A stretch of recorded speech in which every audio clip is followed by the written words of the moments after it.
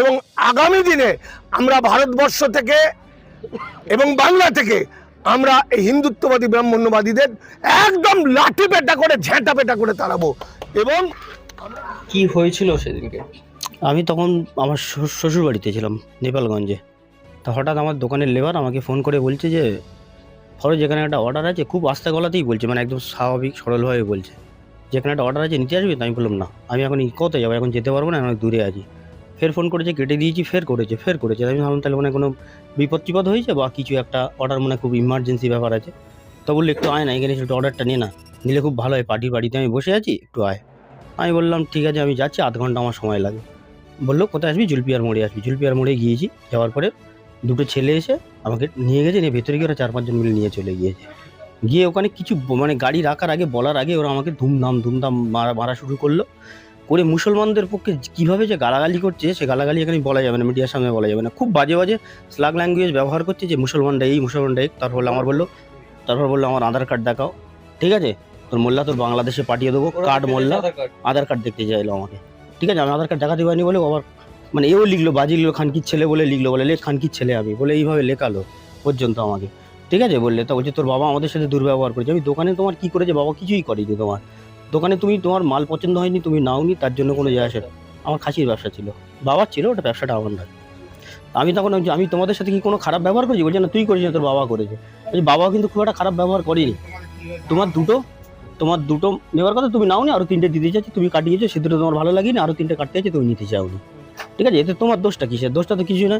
তুই বললে যে আমার টাকাটা ফেরত দিয়ে দাও, সঙ্গে সঙ্গে টাকা ফেরত দিয়ে দিয়েছি। তুমি বিলটা আনুনি বললে যে তুমি বিলটা আনবে। এবার তর্কাতর্কি দোকানে একটু হয়, যেরকম হয়েছে স্বাভাবিক, সেরকম যে তুমি বিলটা আনুনি বলে, বিলটা আনলে তোমার যখন মিটে যেত। বলে ফের খানকির ছেলে বলেই মাত্র মার, মোল্লা কাটা, এ হ্যাঁ শুধু মুসলমানদের নামে মানে এত বাজে মায়ের নাম তুলে মুসলমান, তোরা মুসলমানের রে, তোদের বাংলাদেশে পাঠিয়ে দেবো, আধার কার্ড দেখা, এ দেখা সে দেখা, নানা রকম ভাবে এইসব করছে। করা কি মাংসের ইস্যু করে অন্য একটা মানে এরা একটা করেছে, এটা এদের এরা পূর্ব পরিচিত নয় আমার।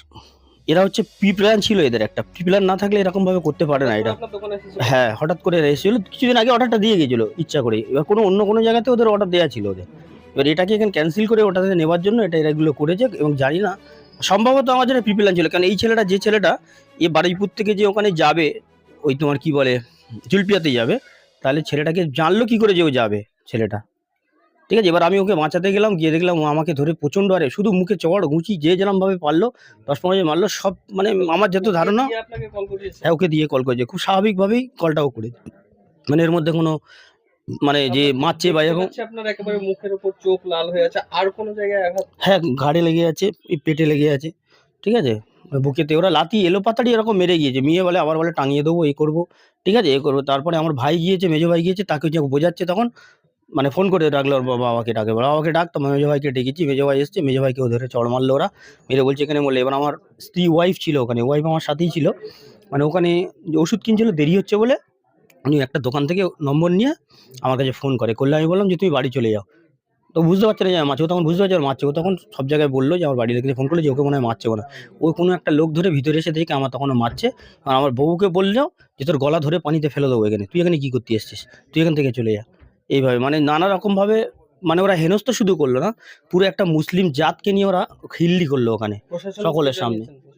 প্রশাসন জানিয়েছি, আজ পর্যন্ত যা শুনলাম যে মানে আমাদের বারুইপুর যিনি আছেন, বড়বাবু আছেন, ওনার সাথে কথা বলেছে, এখনই ফোন এসেছিল, 5 জনকে ওখানে অ্যারেস্ট করেছে, এটুকু শুনলাম এই পর্যন্ত। তারপরে মিনিমাম 15-20 জন ছিল ওখানে, তারপরে আরও বেড়ে গিয়েছিল।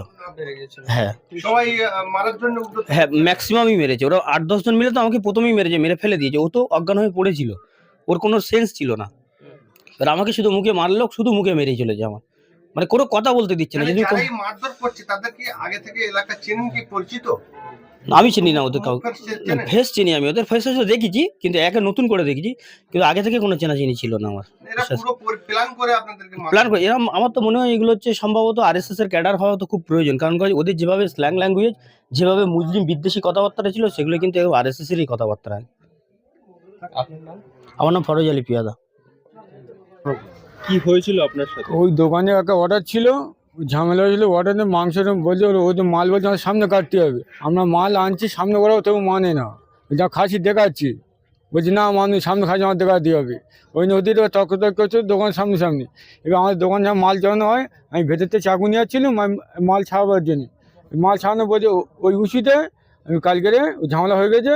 এবার কাল আমি 4:10 আমি 4:40 আমি জিল পেয়ে যায়, ও 5টা বাজে। ওখান থেকে মারতে হচ্ছে আমার তুলে নিয়ে গেছে। কারা এরা? ও আরএসের মাল, সব আরএসের। আর না হ্যাঁ 4 জন চিনো ভালো হবে। আমি কোন মালের কথা বলছেন? যারা মেরেছে আমার কি মাল আপনাদের কাছ থেকে নিতে ও এসেছিল? মাংস নিতে এসেছিল, খাসির মাংস। খাসির মাংস। হ্যাঁ এবং তারা কি চেয়েছিল? আর ওরা কি- বলছে সামনে আর মাল কেটে দিতে হবে। আমি বলছি, হ্যাঁ আমরা সামনে কেটে দেবো। হুম। ওরা সে দাঁড়াতে চাচ্ছে না। দাঁড়াতে চাইছিল না তারপর মাল দেখাচ্ছি দেবো মানে না। তার লাস্ট টাকা ফেরত দিয়েছি। হুম। টাকা ফেরত আমি জানতে অরিজিনাল বিলটা তাহলে দাও, হুম। বিলটা দাও। ওই তর্ক হচ্ছে এবার। যে ওরা ওখান থেকে চলে গেছে। হ্যাঁ চলে গেছে। তারপর ঘটনা কি হলো? তারপর ঘটনা হয়ে গেল। এই যে কাল যখন 4:40 হয়েছে, আমি কালকে জিলবা কয়লা মোড়ে গেছিলাম। হুম। ওই দোকানে জিলবা কয়লা মোড়ে ওর 4 জন বই ছিল। হুম। ওরা চারজন যারা হ্যাঁ যারা দোকানে মাংস নিতে তারা দোকানে ওখানে বই ছিল। এবার ওখানে আমি গেছি। এবার আমার মারতে মারতে অর্ডারে তুলে বাইকই রডের বাড়িতে বাইক কুটি করে বাইক তুলেছে আমার, তুলে না পুরো গ্রামে নিয়ে চলে গেছে। ওদের গ্রামে নেই? হ্যাঁ ওখান থেকে গ্রামটা হয়তো জয়াকল মন্দির, কালী মন্দির, জুলবিয়া কালী মন্দির ওখানে গিয়ে মারধর হ্যাঁ কি বলছিল? কতজন ছিল ওরা? ওরা 30-40 জন ছিল। 30-40 ছিল না না কেউ কোনো পাবলিক ঠেকায় না। যে পাচ্ছে যে মুখি লাঠি জুতো মেয়ে চলে আছে। মারার সময় কি বলছিল? ও মাঝে মোল্লা বিদ্যা বাংলাদেশে পাঠাবো, আমাদের বুকের উপর করে খাচ্ছিস। এই সমস্ত কথা। হ্যাঁ ওরা প্রশাসনকে জানিয়েছেন? প্রশাসন লাস্টে তো জানতে তো পারিনি। লাস্টে খুব তখন 7 তখন প্রশাসন জানতে পেরে গেছে।